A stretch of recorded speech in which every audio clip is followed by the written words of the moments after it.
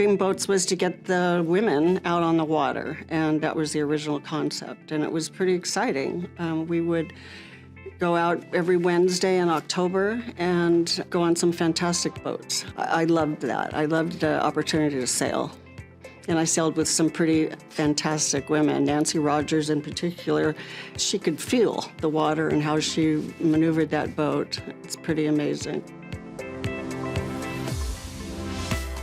I have to thank Sissy Crane, past President Sissy Crane, for introducing me to Dreamboats. I was co-chair with her when I served on the auxiliary back in the early 2000s, and I really didn't know what it all meant. I was just her sidekick. And she shared with me her passion of wanting to make these boats available for regular people. So she hand-selected these skippers and their boats so that we could take a group of women out on them, an opportunity that otherwise you'd never really have a chance to explore. And she handmade all of the lunch boxes herself, and we'd go out there and you could take the helm if you wanted to, or just sit and enjoy the ride. I think she also began Seagulls, which was getting women out on the water in a non-racing format, cruising, having lunch, just camaraderie. Some of the most prestigious and well-known boats at the club were asked to take their boats out and host the membership of the club. Ben Isaacson always took his boat Q out. Hank Easom took Yucca out. Everyone wanted to sign up early so they'd get on either one of those two boats. And many other members offered their boats, sometimes power boats.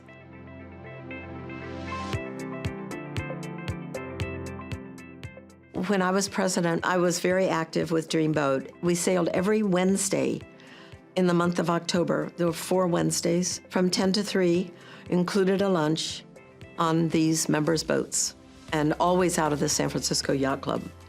For Dreamboats in 2020, we had to significantly modify the event. We could not have many boats going out hosting people on the boat, again, because we typically gathered in small social circles, and it would have been difficult to get enough boats out and have participants enjoying the event.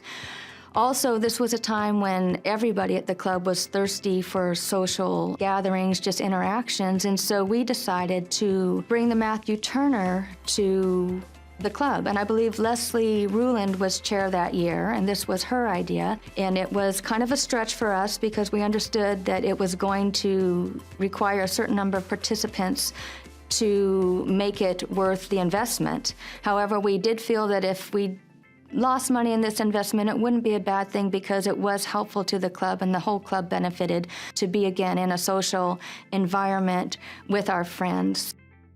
Bringing the Matthew Turner to the club allowed us to be on a boat outside in the open air with masks. We had lunch, we had drinks, we had a beautiful sailing experience, and it was very, very well attended. People at that time were just excited to be together and hungry to be on the water and to be with friends.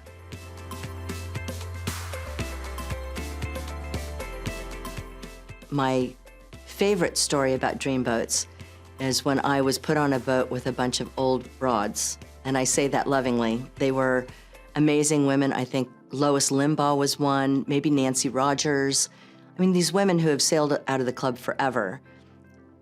But from an outsider's view, they were just old women. And we sat on the boat in the afternoon and had our box lunch, and we started the conversation going around the cockpit, and somebody said, well, what do you do when you can't sleep at night? And one woman said, well, I get on my cell phone and play games. We're talking 20 years ago. The next person says, well, I knit, or I crochet, or whatever. I journal. It finally came around to me, and they said, Leslie, what do you do if you wake up in the middle of the night? And I said, fret? I worry a lot? And they go, oh, you must be in your 40s.